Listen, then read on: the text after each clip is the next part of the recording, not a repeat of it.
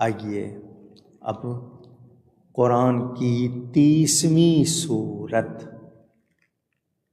اس کا نمبر 30 ہے، ترتیب میں شروع کرتے ہیں۔ بسم اللہ الرحمن الرحیم۔ الف لام میم۔ یہ حروف مقطعات 14 حروف ہیں، قرآن کی مختلف صورتوں کے شروع میں آئے ہیں۔ ان کے معنی کیا ہیں یہ اللہ ذاتی طور پر جانتا ہے، اور اللہ کے بتانے سے اس کا حبیب جانتا ہے۔ میں اور آپ یا کوئی اس کا ترجمہ کر سکتے نہیں۔ کوڈ ورڈز آپ کے ہاں کہتے ہیں، کوڈ ورڈز خاص ہر محکمے میں ہوتے ہیں، لوگوں نے رکھے ہوتے ہیں۔ اس کا مطلب یہ عام آدمی کو نہیں پتہ ہوتا، مگر جو بول رہا ہوتا ہے اس کو پتہ ہوتا ہے کہ اس کے معنی کیا ہیں۔ یہ اللہ اور اس کے حبیب کے درمیان راز ہیں۔ کیا ہیں؟ راز۔ حدیث شریف میں ہے، جبریل امین آئے اور آ کر کہا، اللہ فرماتا ہے کاف ہا یا عین صاد، سورہ مریم کے شروع میں آتے ہیں یہ۔ حضور نے فرمایا علمت و فہمت، میں جانتا بھی ہوں، میں سمجھتا بھی ہوں۔ جبریل لانے والا کہہ رہا ہے مجھے نہیں معلوم رب نے کیا فرمایا ہے۔ تو یہ اللہ اور اس کے حبیب کے درمیان راز ہیں۔ یہ حروف مقطعات، یہ بھی اگر اکٹھے روز ایک مرتبہ پڑھ لیا کریں دعا سے پہلے، بڑی برکت ہوتی ہے، بہت خاص، ساری کائنات کے راز ان میں چھپے ہوئے ہیں۔ اللہ فرماتا ہے غلبت الروم، آج کل روم کہتے ہیں، روم اس ملک کا نام قرآن میں آ گیا۔ رومی مغلوب ہوئے، شکست کھا گئے، رومی مغلوب ہو گئے۔ فی ادنی الارض وهم من بعد غلبهم سیغلبون،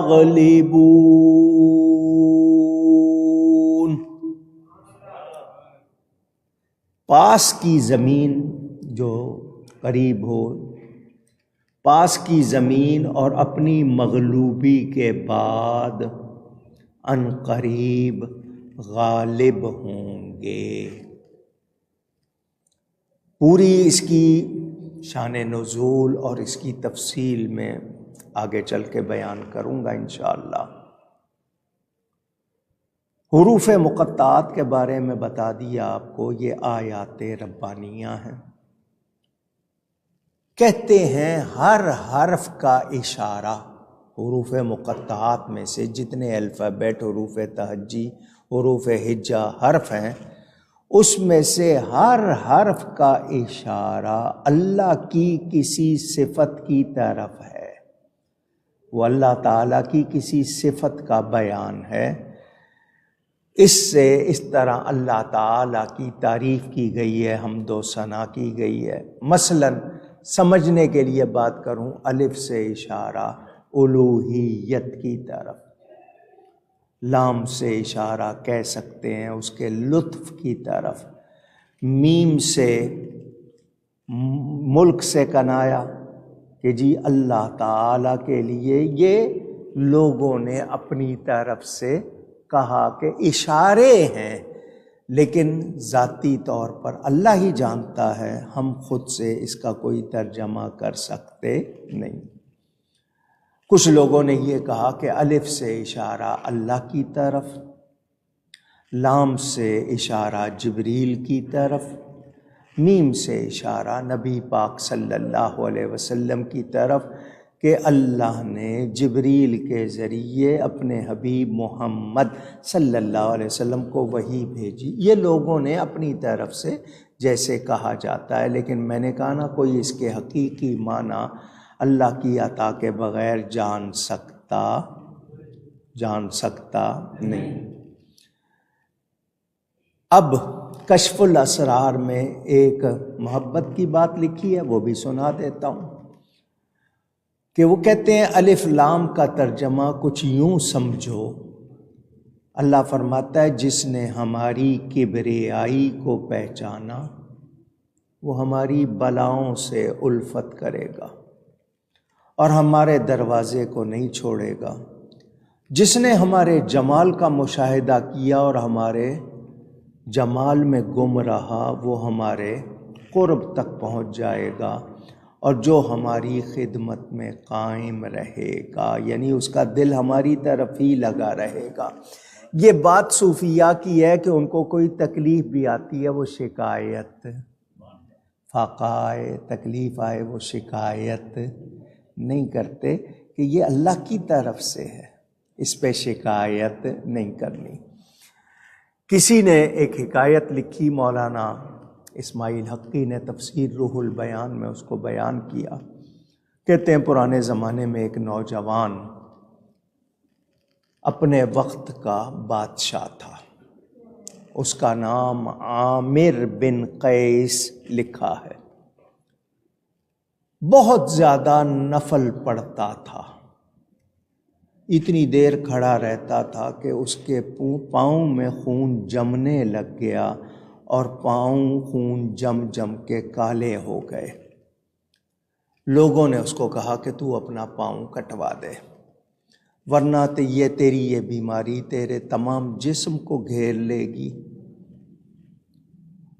آپ کے ہاں کہتے ہیں نا بڑھ جائے گی تو پھر اور زیادہ پھیل جائے گی۔ اس لڑکے نے کہا، جو بادشاہ تھا عامر بن قیس، اس نے کہا میں کون ہوتا ہوں کہ اپنا اختیار درمیان میں لاؤں؟ جو میرے مالک کی رضا ہوگی میں اس پر عمل کروں گا، جو میرا مالک چاہے گا۔ میں اپنے جسم کا مالک نہیں ہوں۔ لیکن اس بیماری کی وجہ سے اس کے نماز ادا کرنے میں خلل واقع ہونے لگا، دشواری ہونے لگی۔ اس نے دعا کی، یا اللہ اگرچہ میں تیری طرف سے آئی بلا کی سختی برداشت کر سکتا ہوں، لیکن تیری خدمت سے محرومی کی برداشت مجھ میں، کہ میں تیری بارگاہ میں نہ آؤں، تیری بارگاہ میں نہ جھکوں، یہ اس کی تاب مجھ میں نہیں۔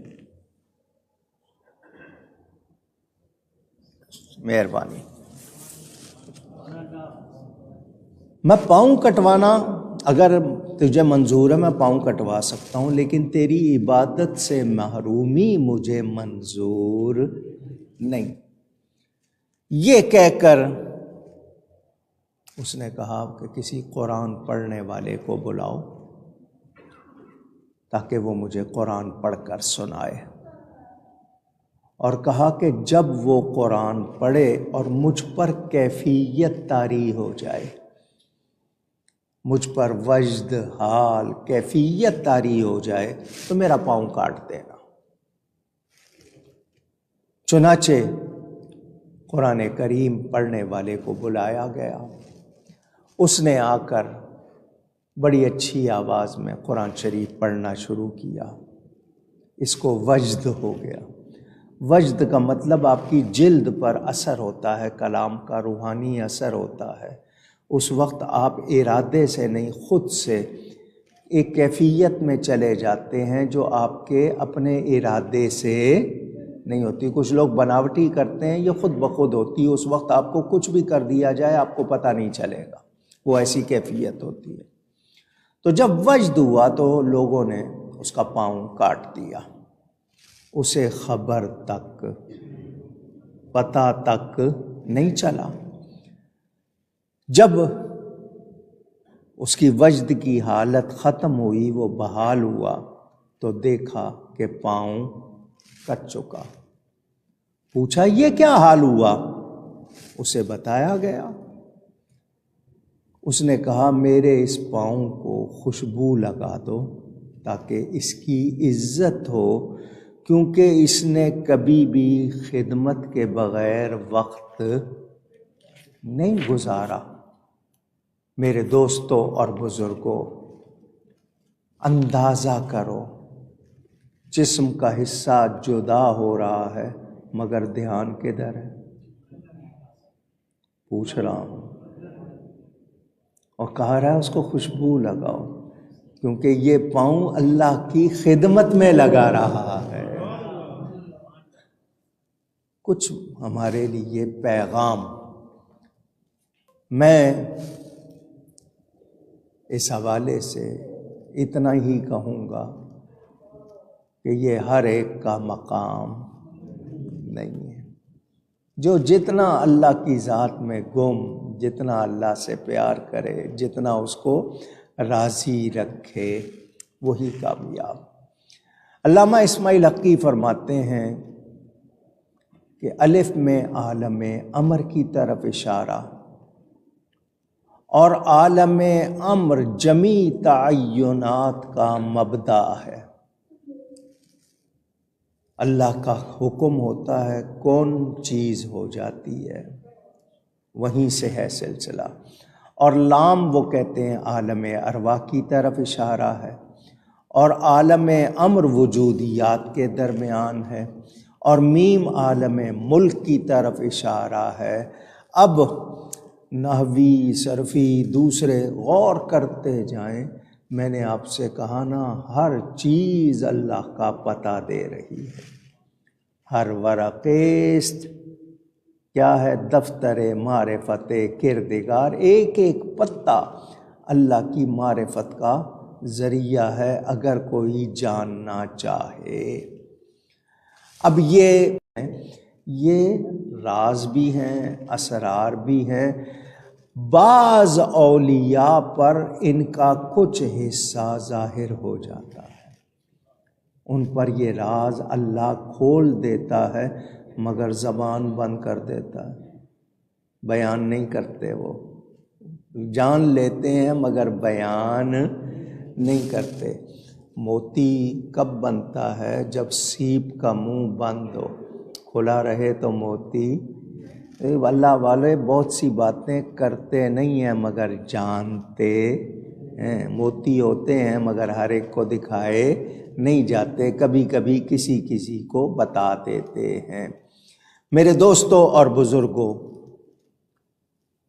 الف لام میم کی بات چلتی رہے گی تو بہت دور چلی جائے گی، لیکن میں نے آپ کو آج دو باتیں کہیں، ایک تو اللہ کے 99 نام، اور دوسرا یہ حروف مقطعات دن میں ایک مرتبہ، 24 گھنٹے میں ایک مرتبہ ضرور پڑھ لیا کرو۔ دعا سے پہلے پڑھ لو، ویسے پڑھ لو، برکت ہوتی ہے۔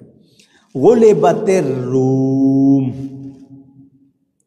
یہ الغلبہ بمعنی القہر جیسا کہ مفردات میں ہے، لیکن قرآن میں اس غلبے کو کہا جاتا ہے جو جنگ میں مقابلے کے وقت کسی بالمقابل کو حاصل ہو، دو لوگ، دو گروپ، دو فوجیں آمنے سامنے ہیں، ان میں سے جس کو دوسرے پر غلبہ یعنی اس پہ قابو ہو جاتا ہے، اس کو کہتے ہیں روم۔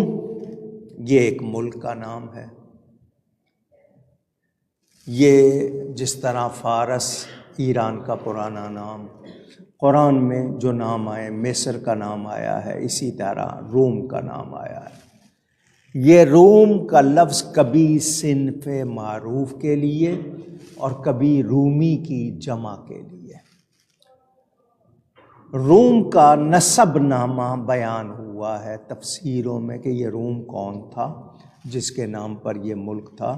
روم بن عیس بن اسحاق بن ابراہیم علی نبینا وعلیہم الصلاۃ والسلام، یعنی حضرت اسحاق کا پوتا تھا، حضرت ابراہیم کا پڑ پوتا تھا۔ ٹھیک ہے، یہ بیان کیے جاتے ہیں، اور یہ بھی بیان کیا گیا کہ روم ایک نہیں بلکہ دو تھے، واللہ تعالی عالم۔ دوسرا جو روم تھا اس کا یوں نسب بیان کیا گیا کہ روم بن یونان بن یافس بن نوح، یہ نوح علیہ السلام کا پڑ پوتا تھا۔ دوسرا روم ایک حضرت ابراہیم کا اور ایک حضرت نوح کا، یہ بتایا گیا۔ یہ جو حضرت نوح کا پڑپوتا تھا جس کو روم کہتے تھے، یہ اسے اول روم اول اور دوسرے کو روم ثانی. یہ ادنا کا لفظ آیا فی ادنى الارض، یدنو سے مشتق. اس کے کئی معنی بتائے جاتے ہیں. کبھی یہ سب سے چھوٹے پر آتا ہے، کبھی سب سے کم. کہتے ہیں نا ایک اعلیٰ ہے اور ایک ادنا، تو مراد کیا ہوا؟ ادنا سے مراد اعلیٰ کے مقابلے میں جو کم ہوگا یا چھوٹا ہوگا. اس کے مقابلے میں لفظ اکثر اور اکبر بھی آتا ہے، اور کبھی احقر وہ بھی آتا ہے. اعلیٰ اور افضل بھی میں نے آپ کو بتایا، کبھی اول کے معنی میں آتا ہے اور اس کے مقابلے میں ابعد آ جاتا ہے. تو یہاں مراد آخری معنی اقرب قریب کے ہیں، یعنی روم جو کہ عرب کے علاقوں کو قریب تر ہے، عرب کے علاقوں سے قریب ہے، پاس ہے. کیونکہ جب بھی وہ لفظ روم بولتے تھے تو خاص یہی علاقہ مراد لیتے تھے. اور کبھی شام کے اطراف میں، ملک شام کے جو اطراف تھے ان کے لیے کہہ دیتے تھے، یا اس سے کہ یہ ارض روم سے قریب ہے، وہ بھی عرب سے ہے. اب دجلہ اور فرات کا درمیانی علاقہ کچھ یہ لوگوں نے پرانے جو نقشے کسی زمانے میں ہوں گے اس کے حوالے سے بتایا گیا. الفرس یا الفرس، الفرس زیادہ کہتے ہیں، وہ مشہور قوم جو فارس بن سام بن نو کی طرف منسوب ہے، یعنی حضرت نوح علیہ السلام کے پوتے فارس کی طرف وہ مشہور ہے، اس کا کہا جاتا ہے. شاہ فارس کا یہاں تعارف کرا دوں. اس غلبہ کے دوران فارس یعنی ایران کا جو بادشاہ تھا اس کا نام ابرویز بن ہرمز بن انوشروان بن قباز، یہ نام اس کے لیے جاتے ہیں. یہ جو شیریں فرات کی کہانی بنی ہوئی ہے، شیریں کا جو عاشق تھا خسرو کے نام سے مشہور تھا، اور ابرویز عربی میں مظفر اور انوشروان بمانے مجدد الملک، اور فارسیوں کا آخری بادشاہ حضرت عثمان کے زمانے میں قتل ہوا تھا. ان کے بہت، کیونکہ یہ جو ان کا بنا ہوا تھا، ابھی بھی لوگ جاتے ہیں جب بغداد جاتے ہیں تو آگے مدائن میں جا کے دیکھتے ہیں، وہ جو ایران کے بادشاہ کا بڑا محل تھا اس کے بڑے بڑے آج ستون دیکھیں، وہ حضور کی ولادت پر گر گئے تھے. تو ان کے 14 بادشاہ حضور نے فرمایا تھا یہ سارے ختم ہو جائیں گے، تو وہ آخری بادشاہ جو تھا بتایا گیا حضرت عثمان کے زمانے میں وہ قتل ہوا تھا. اس کا نام یزدجرد بن شہریار بن ابرویز تھا. یہ وہ تھا بادشاہ، حضور نے اس کو خط بھیجا تھا ایمان لانے کے لیے، اس نے نبی کا خط پھاڑ دیا تھا، ٹکڑے ٹکڑے کر دیا. حضور نے فرمایا جتنے ٹکڑے اس نے میرے خط کے کیے ہیں اللہ اس کے ملک کے کرے گا. وہ اتنا بڑا علاقہ ٹوٹ گیا، چھوٹے چھوٹے الگ الگ، وہ جیسا میرے نبی نے کہا ویسا ہی ہوا، ٹوٹ گیا. ترک کے بادشاہ کو حضور نے خط لکھا، اس نے اس خط کا استقبال کیا، عزت سے بتایا جاتا ہے چوم بھی لیا اس نے، تو عزت کی. حضور نے فرمایا اللہ ان کو فتح بھی دے گا عزت بھی دے گا. تو تبرکات، نسبت، احترام، ادب، آپ کو یہ سب چیزیں سیکھنی چاہیے. یہ سکے جو ہوتے ہیں نا، سکے، اب تو آپ کے ہاں نوٹ آ گئے نا، کرنسی نوٹ، پہلے سکے ہوتے تھے آپ کے ہاں. اب چھوٹے سکے آہستہ آہستہ ختم ہوتے ہوتے روپے، 2 روپے، 5 روپے کے سکے رہ گئے ہیں، وہ بھی آہستہ آہستہ ختم ہو رہے ہیں. ان پر سب سے پہلے جو مہر لگائی تھی وہ ایران کے بادشاہ نے، یہ اس کی ایجاد کے اس پہ مہر لگانا. اور سب سے پہلے گرجا بھی اسی نے بنایا تھا. یہ آپ کو معلوم ہونا چاہیے میرے دوستوں اور بزرگوں۔ فارس، حضرت سلمان فارسی نام سنا؟ پوچھ رہا ہوں کون تھے؟ آپ نے اتنا سنا ہے صحابی۔ صحابیوں میں یہ وہ ہیں جن کی عمر سب سے زیادہ ہوئی، جن کی عمر 250 بھی لکھی ہے، 350 سال بھی لکھی ہے۔ نبی کریم صلی اللہ علیہ وسلم کے پاس آئے تھے، پھرتے پھراتے دنیا میں گھومتے گھامتے آئے تھے اپنے جو مالک کے پاس، مدینہ کے باہر بستی میں اس کے پاس رہتے تھے۔ نبی پاک سے ملے، سنا، باتیں سنی ہوئی تھیں، ایمان لے آئے۔ وہ کہا جی میں اس کا ملازم ہوں، آنے نہیں دیتا، تو حضور نے ان کے لیے درخت اپنے ہاتھ سے لگائے تھے۔ کس کے درخت؟ کھجور کے۔ آپ میں سے کوئی کھجور کا درخت لگائے کتنے سال میں پھل دیتا ہے؟ پوچھ رہا ہوں ایسے ہی۔ کہہ رہے ہیں 5 سال، چلو مان لو کوئی بات نہیں، اس وقت کوئی وہ یہ نہیں کہنا کہ 4 سال میں آ جائے تو یا 6 سال میں آئے، 5 سال۔ نبی پاک نے رات کو درخت لگائے، صبح پھل آ گیا۔ نعرہ تکبیر، اللہ، نعرہ رسالت۔ کس کے ہاتھ سے لگے؟ جس ہاتھ کو اللہ اپنا ہاتھ فرماتا ہے۔ اعلی حضرت فرماتے ہیں دست احمد عین دست ذوالجلال آمدہ در بیعت و اندر قتال۔ نبی کا ہاتھ عین اللہ کا ہاتھ ہے۔ پڑھنا ہو تو قرآن کی آیتیں پڑھ لو، وہ دوسرے مصرے میں کہہ رہے ہیں آمدہ در بیعت و اندر قتال۔ آیت پڑھو بیعت والی، اللہ فرماتا ہے وہ تجھ سے نہیں بیعت کرتے، اللہ سے بیعت کرتے ہیں۔ نبی کے ہاتھ سے لگے۔ حضور نے کیا فرمایا، انعام کیا ملا حضرت سلمان کو، ذرا وہ بتانا ہے آپ کو، پھر آگے بات چلے گی۔ حضور نے فرمایا سلمان منا اہل بیتی، اہل البیت، سلمان میرے گھر والوں میں سے ہے۔ ان کو حضور نے اپنے اہل بیت میں داخل فرمایا۔ دوسری بات فارس کے حوالے سے جو کرنی ہے، یہ فارسی تھے، پھر ان کو سلمان المحمدی بھی کہا گیا۔ بہت جاتے ہیں جب بغداد شریف تو آگے سلمان باق، ان کا مزار وہاں موجود ہے، وہ نبی پاک کے وہاں 2-3 صحابی آرام فرما ہیں جو جاتے ہیں زیارت کرتے ہیں۔ سنیں توجہ، میرے نبی پاک صلی اللہ علیہ وسلم کا ایک اور ارشاد فارس کے حوالے سے سنا دوں۔ روم کا ذکر آیا نا، تو چونکہ وہ مضافات کے علاقے کے حوالے سے پاس کے قریب کے،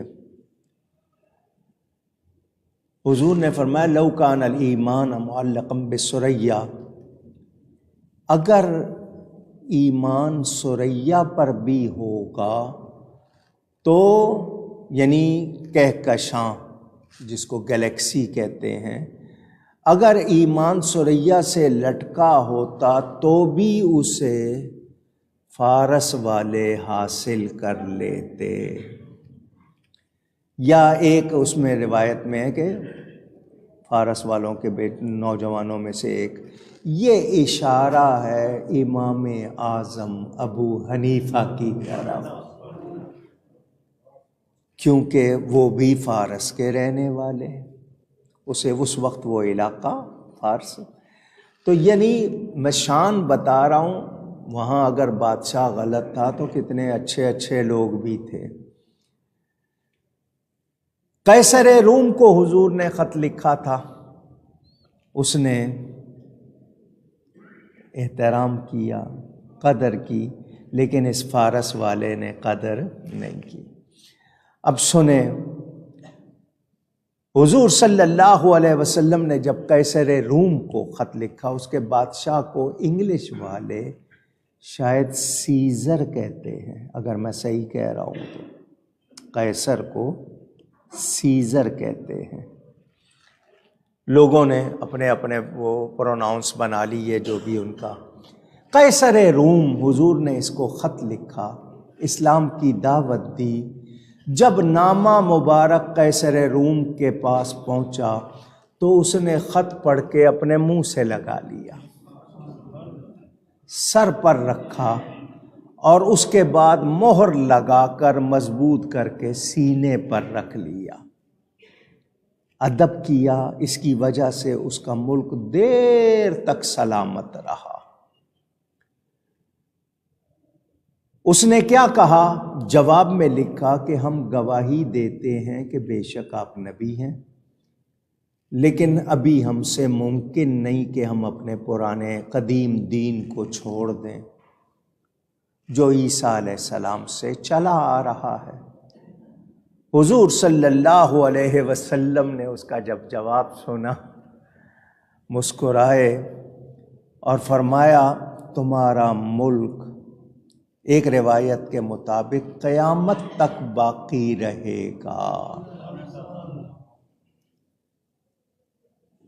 اور ساتھ ہی فارس والوں کو فرما دیا کہ یہ باقی نہیں رہے گا، چند سالوں کے بعد فارس نہیں رہے گا۔ قرن زمانے کو کہتے ہیں، قرن 10 سال سے لے کر 100 سال تک کی مدت قرن، جمع قرون، اور روم صاحب قرون ہے کہ ایک قرن کے بعد دوسرا قرن شروع ہو گیا۔ کیا مطلب کہ اس کا ملک چل رہا ہے۔ جس نے ادب نہیں کیا اس کا ملک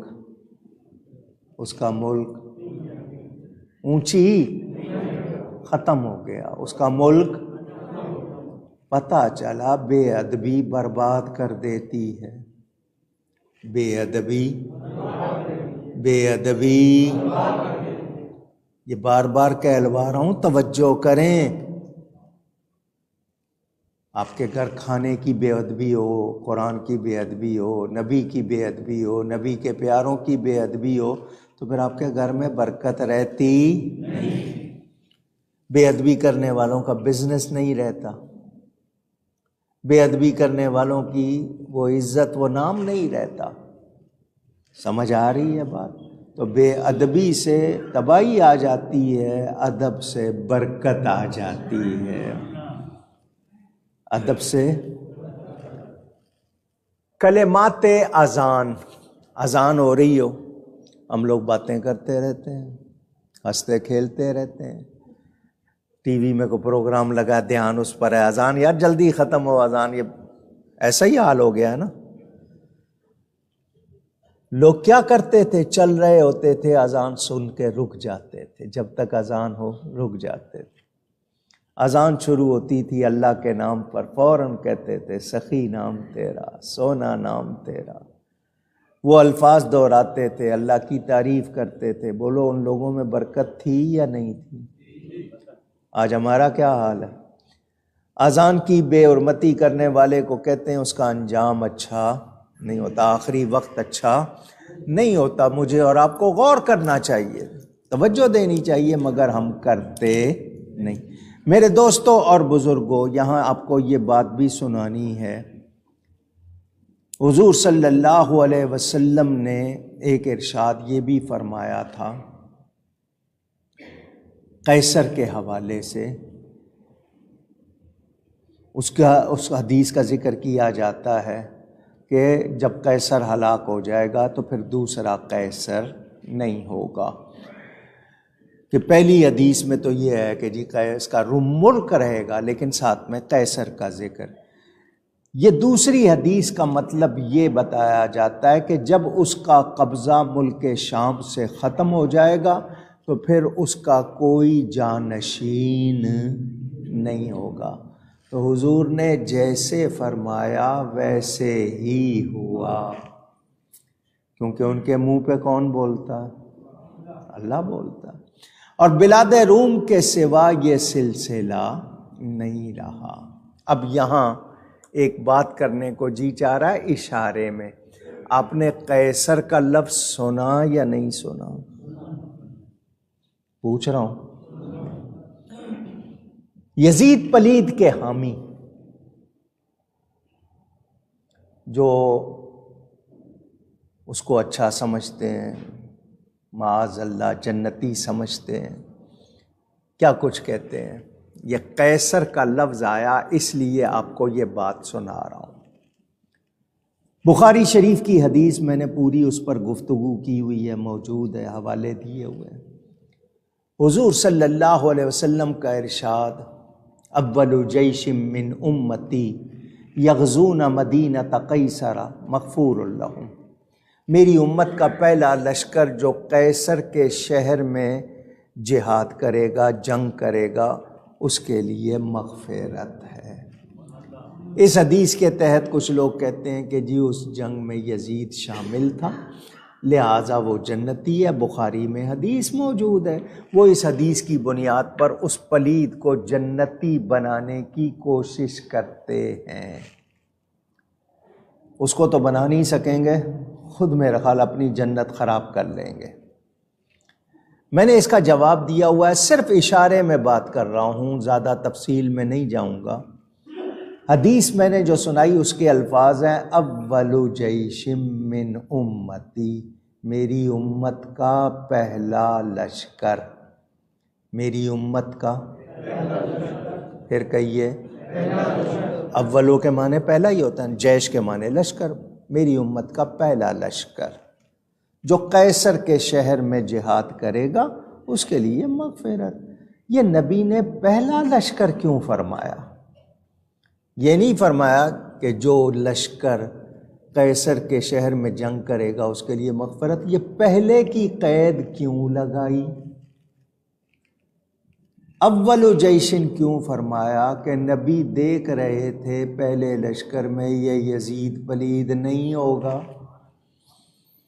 حضور نے پہلے لشکر کو خوشخبری سنائی، یہ دوسرے لشکر میں گیا، یہ پہلے لشکر میں نہیں گیا۔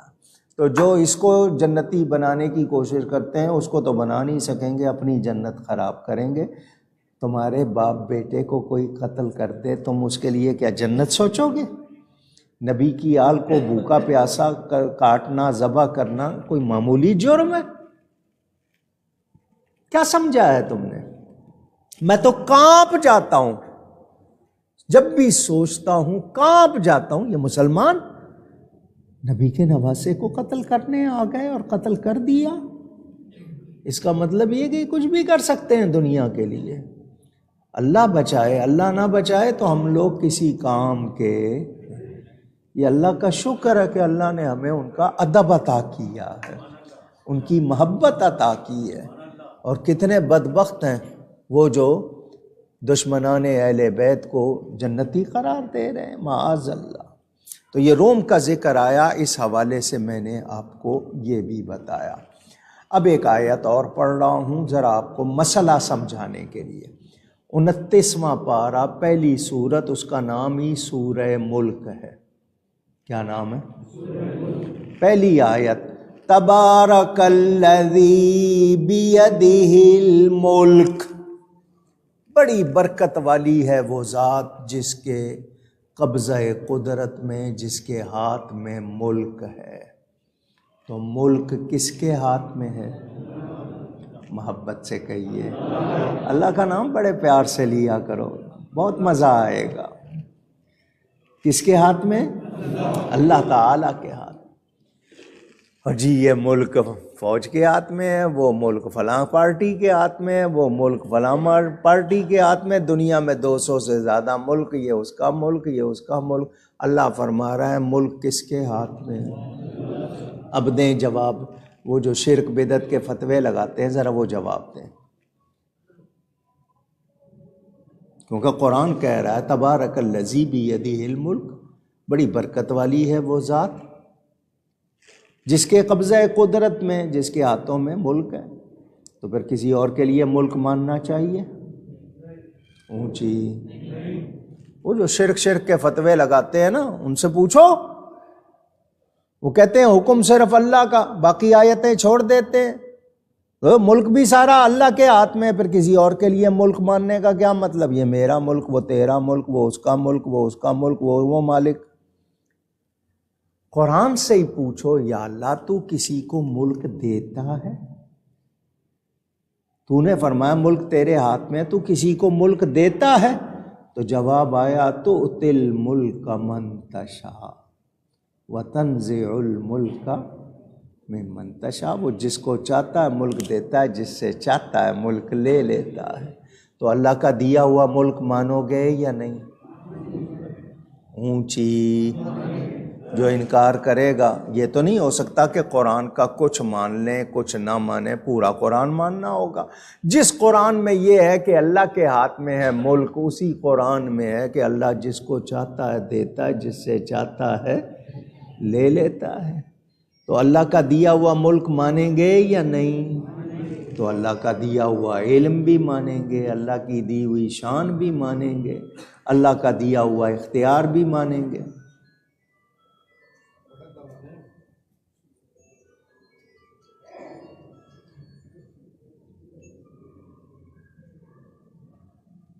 دروشی پڑھ لیں۔ صلاۃ و سلام علیک یا سیدی۔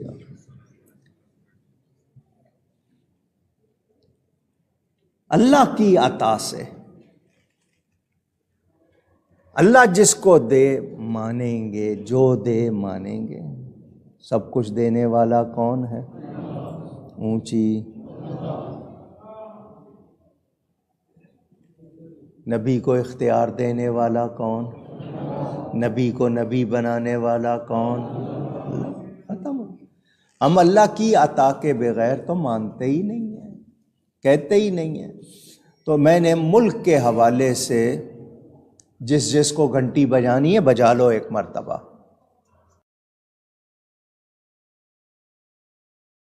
نہیں ہے، میں ساری باتیں کیا سنا رہا ہوں؟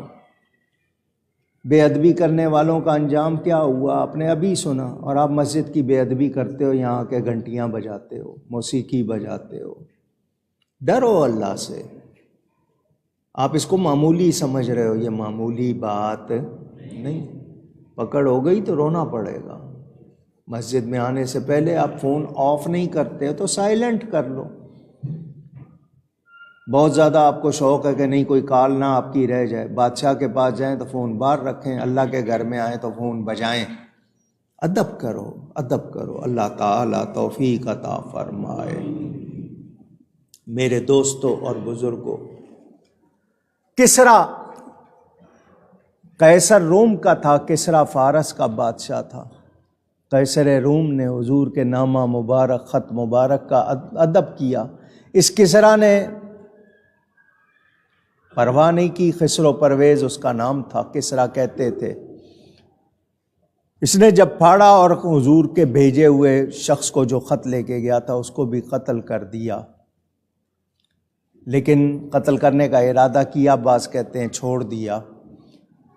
حضور نے اس کی بے ادبی کا ذکر سن کے کیا فرمایا تھا؟ اللہ اس کے ملک کو پھاڑ ڈالے اور پھر تا ابد اسے ملک نصیب۔ ہم اللہ کا دیا ہوا مانتے ہیں، بغیر اللہ کی عطا کے ہم مانتے، اونچی کہہ دیجئے، یہ ذہن میں رہے۔ الحمدللہ رجب کے مبارک مہینے میں آج 4 سلاطین، 4 بادشاہ ہیں چاروں سمتوں کے، مشرق مغرب جنوب شمال، ان کا دن ہے۔ ہو سکے تو ان کے لیے دعا پڑھ لینا۔ یہ بڑا خاص دن ہے آج 4 رجب۔ بہت سے لوگ اس میں 7 مرتبہ بسم اللہ الذی لا یضر مع اسمہ شیء فی الارض ولا فی السماء وہو السمیع العلیم، یہ 7 مرتبہ تعویذ بنا لیتے ہیں، اپنے پاس رکھ لیتے ہیں۔ اس کے علاوہ دعائیں ہیں وہ آج کے دن لکھ لیتے ہیں، تو پورا سال ان کی حفاظت رہتی ہے، برکت رہتی ہے۔ آج کے دن یہ سورہ روم کی تفسیر کا آغاز ہوا، سورہ عنکبوت کی تفسیر کا بیان پورا ہوا۔ اللہ تعالیٰ قبول فرمائے۔ کوئی بھی غلطی ہو گئی ہو، کبھی بھی ہوئی ہو، اللہ تعالیٰ اور اس کے رسول کی بارگاہ میں توبہ کرتا ہوں۔ آپ سے 2-3 باتیں آج کرنی ہیں، خاص طور پر ایک تو رجب کے حوالے سے آپ کو بتایا ماہ رجب شروع ہوا ہے۔ اللہ کا مہینہ، سارے مہینے اللہ کے ہیں مگر اس کو شہر اللہ کہا جاتا ہے، اللہ کا مہینہ۔ فرمایا حدیث شریف میں ہے، فرمایا رجب اللہ کا مہینہ، حضور نے فرمایا شعبان میرا مہینہ اور رمضان میری امت کا مہینہ۔ دعا فرماتے تھے اللہم بارک لنا رجب و شعبان، اللہم بارک لنا فی رجب و شعبان و بلغنا رمضان۔ اے اللہ ہمارے رجب اور شعبان میں برکت فرما اور ہمیں رمضان تک پہنچا دے۔ یہ مہینہ شروع ہوا، اس میں ہر دن مبارک دن ہے، بڑی بڑی ہستیوں کا، ائمہ اہل بیت کا، اولیاء کا، علماء صلحاء کا۔ سب سے بڑی بات یہ میرے نبی کی معراج کا مہینہ ہے، سفر معراج اس مہینے میں بتایا جاتا ہے۔ پھر حضرت علی کی ولادت کا مہینہ ہے۔ اسی طرح خواجہ غریب نواز چھٹی شریف ان کی مشہور اجمیر شریف میں عرس ہو رہا ہے۔ خواجہ خواجگاں معین بے کساں والی ہندوستان حضرت سیدنا خواجہ معین الدین حسن چشتی اجمیری سرکار غریب نواز رضی اللہ تعالی 95 لاکھ کافروں کو مسلمان کیا۔ آپ کی کرامات نہیں یہ بات آپ بار بار سنتے ہیں، دوسروں نے بھی لکھی ہے۔ وائس رائے لارڈ کرزن، انگریز وائس رائے ہندوستان میں آیا، حکمران تھا وائس رائے ان کا۔ جب چلا گیا تو اس نے آٹو بایوگرافی لکھی، اپنی خود نوشت کہ میں نے ہندوستان میں جو وقت گزارا، کیا ہوا، کیا کیا دیکھا۔ اس میں وہ لکھتا ہے میں نے ہندوستان میں سب سے عجیب بات یہ دیکھی، آئی وزٹڈ اجمیر، میں اجمیر گیا، آئی سا ون گریو، میں نے وہاں ایک قبر دیکھی، رولنگ دا کنٹری، جو پورے ملک پر آج بھی حکومت کر رہی ہے۔ خواجہ صاحب کو کتنے 100 سال ہو گئے، 811واں عرس منایا جا رہا ہے۔ انہوں نے کہا میں نے دیکھا ان کی قبر آج بھی ہندوستان پہ حکومت کر رہی۔ اللہ والے، اللہ تعالیٰ ان کے درجات بلند فرمائے اور ان کے صدقے مسلمانان ہندوستان کے مسلمانوں کو غلبہ عطا فرمائے اور ہمیں ان کی بارگاہ کی حاضری بھی نصیب ہو۔ دوسری بات، کنڈے۔ لوگوں میں ایک فاتحہ مشہور ہے، کنڈے کی فاتحہ، کنڈے کی نیاز۔ مٹی کے برتن استعمال کرتے ہیں اور کہتے ہیں یہ حضرت سیدنا امام جعفر صادق کی نیاز ہے۔ پوری اور کھیر وغیرہ بناتے ہیں، اس میں خاص آئٹم، لوگوں کو گھر بلا کے کھلاتے ہیں کہ گھر سے باہر نہیں لے جانا۔ اس حوالے سے ہر سال آپ کو بتا دیتا ہوں، یہ ایصال ثواب ہے۔ کنڈے کیا ہے؟ مٹی کے برتن استعمال کرتے ہیں، اس لیے اس کو کنڈے کی نیاز کہہ دیا۔ یہ کیا ہے؟ پھر کہیے گا۔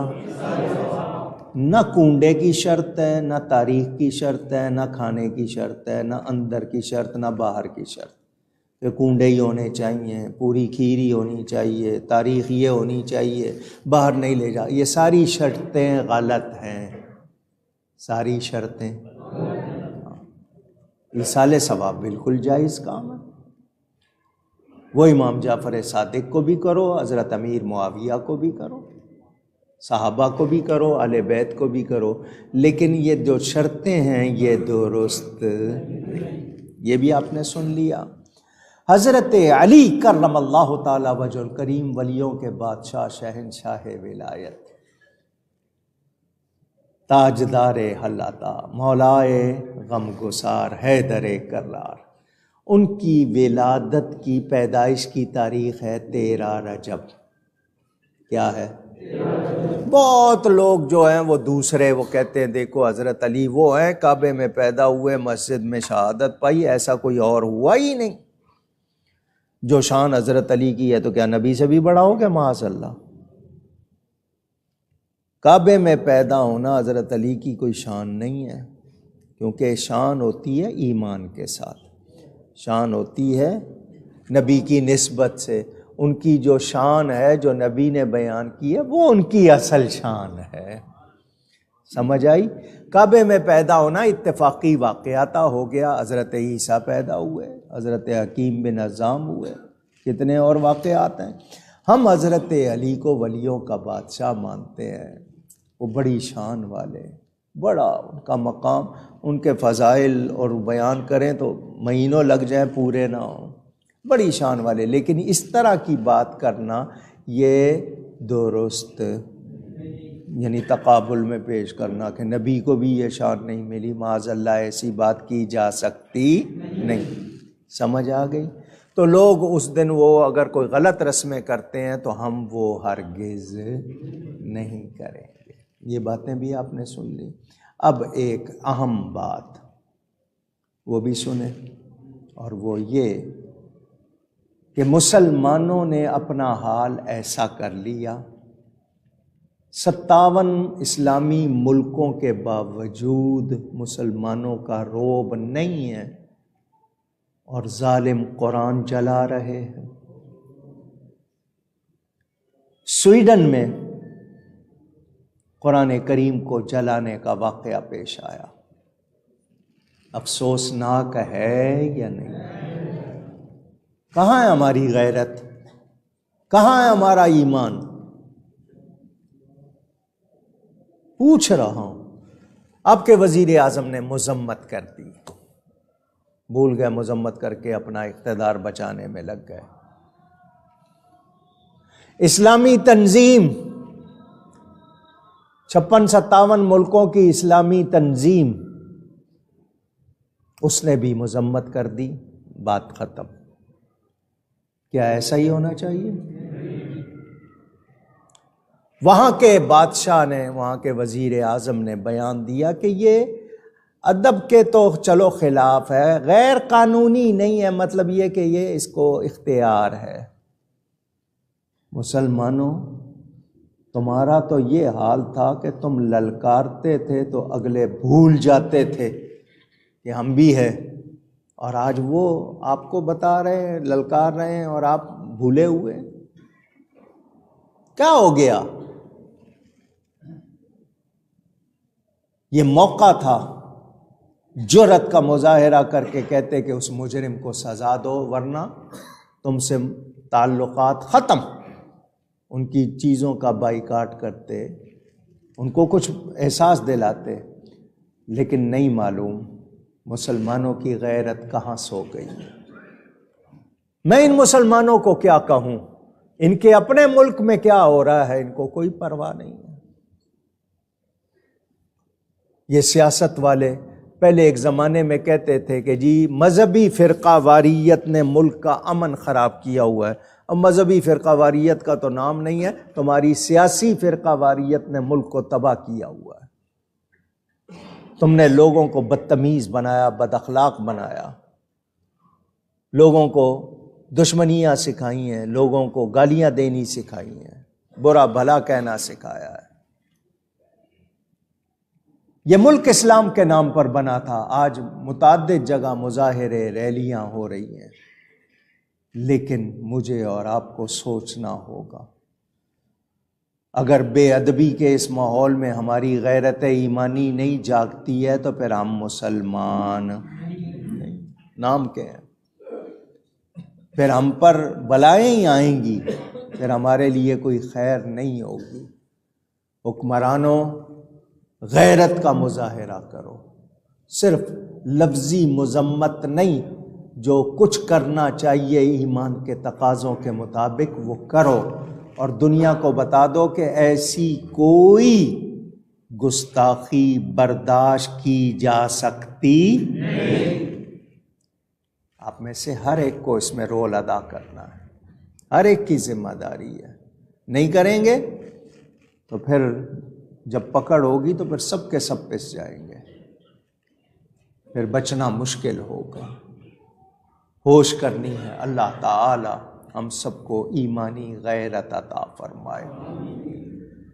میرے پاس ایک کلپ آیا ہے، جھوٹا نہیں ہے، بنا ہوا نہیں ہے، اصلی ہے۔ لڑکی مردانہ احرام پہن کر طواف کر رہی ہے، اس نے ایک بازو ننگا کیا ہوا ہے، 2 چادریں، اس کی زلفیں وغیرہ ساری، چہرہ، اس کو وہیں کسی نے پکڑ کے، مجھے بتائیں کیا یہ اللہ کو ناراض کرنے والی باتیں نہیں ہیں؟ یہ میرا جسم میری مرضی کہنے والیاں؟ اللہ کے گھر میں جا کے ایسی حرکت کرو گے تو پھر تمہیں کچھ پتہ نہیں ہے کہ کیا حال ہوگا۔ ادھر لاہور میں 4 طالبات کی ویڈیو آپ نے ٹی وی پہ دیکھی ہوگی، نشہ، جو نشہ نہیں کر رہی ہے اس کو زبردستی نشہ کروانا۔ کالجوں یونیورسٹیوں میں لڑکیاں لڑکے عام نشہ کر رہے ہیں۔ کون ان کو یہ سپلائی کر رہا ہے؟ کہاں ہے حکمران؟ کیوں ہوش نہیں ہے؟ یہ سب کچھ آپ کے ملک میں ہو رہا ہے۔ کل ایک خبر 13 سال کی گھر کی ملازمہ پر تشدد کیا، اس کو آگ لگائی۔ یہ واقعات ہو رہے ہیں۔ ادھر عیسائیوں کے پوپ نے کہہ دیا ہے کہ مردوں کی مردوں سے، عورتوں کی عورتوں سے تعلق اور شادی وغیرہ غلط نہیں ہے، جائز ہے۔ بتاؤ یہ قہر الہی کو دعوت دینے والی باتیں ہیں یا نہیں؟ کچھ سوچا؟